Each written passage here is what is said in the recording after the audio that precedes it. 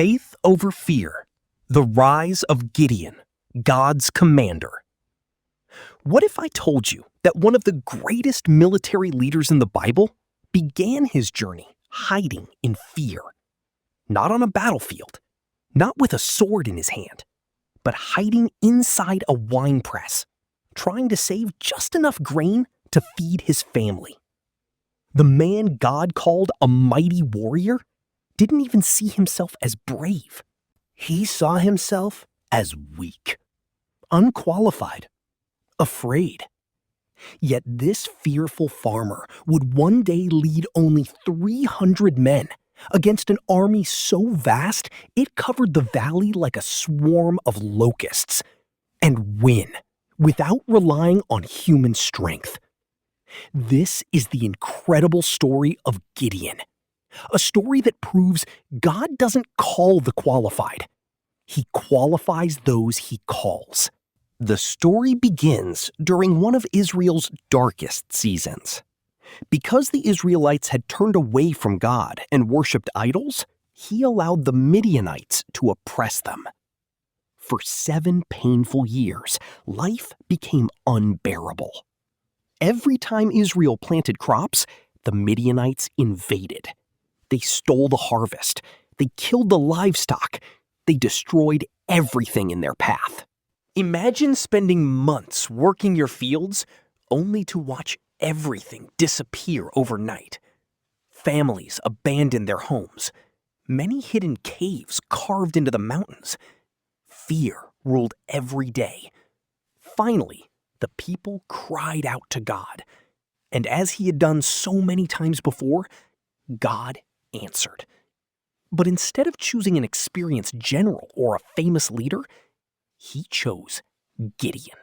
The first time we meet Gideon, he isn't standing on a battlefield. He's hiding. He's secretly threshing wheat inside a wine press, a place never meant for threshing grain. Why? Because he was terrified the Midianites would steal what little food his family had left. Then something extraordinary happened. The angel of the Lord appeared before him. The first words spoken were almost unbelievable. "The Lord is with you, mighty warrior." Mighty warrior? Gideon probably looked around, wondering if someone else was standing nearby, because nothing about his life felt mighty. Everything about him felt defeated. Instead of celebrating the greeting, Gideon questioned God. If the Lord is with us, he asked, why has all this happened? Where are all the miracles our ancestors told us about? It's an honest question, one many people still ask today. Where is God when life hurts? Where is he when prayers seem unanswered? God didn't explain every reason. Instead of celebrating the greeting, Gideon questioned God. If the Lord is with us, he asked, why has all this happened? Where are all the miracles our ancestors told us about? It's an honest question, one many people still ask today. Where is God when life hurts? Where is he when prayers seem unanswered? God didn't explain every reason. Instead, he gave Gideon a mission. Go in the strength you have and save Israel. Am I not sending you? But Gideon immediately listed every reason he wasn't the right person. My family is the weakest. I am the least in my father's house. I'm nobody. God answered with only 5 words. I will be with you. That promise changed everything. Because God's presence is greater than our limitations. Still unsure, Gideon asked for proof. He prepared an offering. The angel touched it with his staff. Instantly, fire burst from the rock and consumed the sacrifice. Gideon fell to the ground. He realized he had encountered the Lord's messenger. His fear became worship.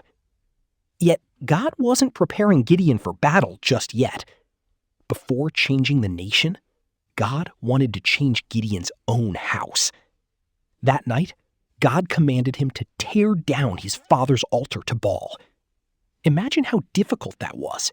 These idols belonged to his own family. Destroying them could cost him everything. Gideon obeyed, not during daylight, but under the cover of darkness. Even in obedience, he still battled fear. The next morning, the town erupted in anger. They wanted Gideon dead. But his father stood before the crowd and said, "If Baal is really a god, let him defend himself." The angry crowd dispersed. Sometimes the greatest victories begin with private acts of obedience.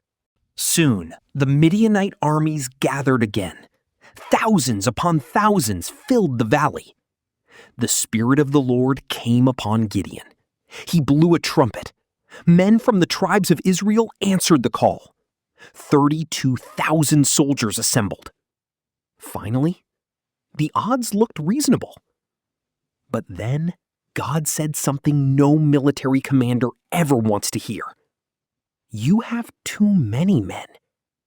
Too many? The enemy numbered well over 100,000. How could 32,000 possibly be too many? God explained why.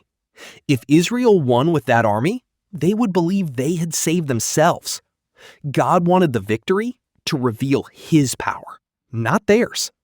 So Gideon announced, "Anyone who is afraid may go home." Immediately, 22,000 soldiers left. Only 10,000 remained. That night, God gave Gideon one final encouragement. He secretly entered the enemy camp. There, he overheard two Midianite soldiers talking. One described a strange dream. A loaf of barley bread rolled into the camp and knocked over a tent. The other soldier immediately interpreted it. This can only mean Gideon. God has given Midian into his hand. Think about that. Before Gideon believed in himself, his enemies already feared him. When Gideon heard those words, he fell to his knees and worshipped. The fearful farmer was finally ready. His battle plan made no human sense. No massive shields, no powerful weapons, no cavalry. Each man carried only 3 things: a trumpet, an empty clay jar, and a torch hidden inside the jar. In the middle of the night, the 300 quietly surrounded the enemy camp. Silence filled the valley. Then Gideon gave the signal. 300 trumpets exploded through the darkness. Clay jars shattered. Torches burst into the night. The men shouted, "A sword for the Lord and for Gideon!" The Midianites woke in absolute panic. They believed an enormous army had surrounded them. Confusion spread everywhere. In the darkness, they turned their swords against one another. The mighty army destroyed itself. Israel chased the survivors. The battle was won. Not because Gideon had more soldiers, but because God fought for his people. After the victory, the Israelites wanted Gideon to become their king. Who could blame him? He had rescued the nation. But Gideon refused. "I will not rule over you," he said. "The Lord will rule over you." He understood something many leaders forget. The victory belonged to God, not to him. Gideon's story isn't really about military strategy. It's about transformation. A frightened man hiding in a winepress became a courageous leader because he learned to trust God's promises instead of his own fears. Notice something remarkable. God never waited for Gideon to become fearless before calling him. God called him while he was afraid. Courage wasn't the absence of fear. It was choosing faith despite fear. Perhaps today you're facing your own Midianites. Maybe it's fear, failure, an uncertain future, a difficult diagnosis, financial struggles, or a dream that seems impossible. Remember Gideon. The God who called a fearful farmer mighty warrior still sees potential where others see weakness. He still uses ordinary people to accomplish extraordinary purposes. Your greatest limitation may become the very place where God's power shines the brightest. So don't let fear write the final chapter of your story. Let faith take the lead. Because when God is with you, 300 are enough. A trumpet is enough. A torch is enough. And you are enough for whatever He has called you to do.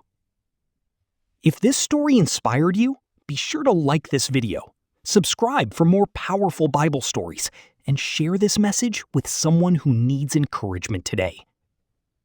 Remember, faith is always greater than fear, and with God, no battle is impossible.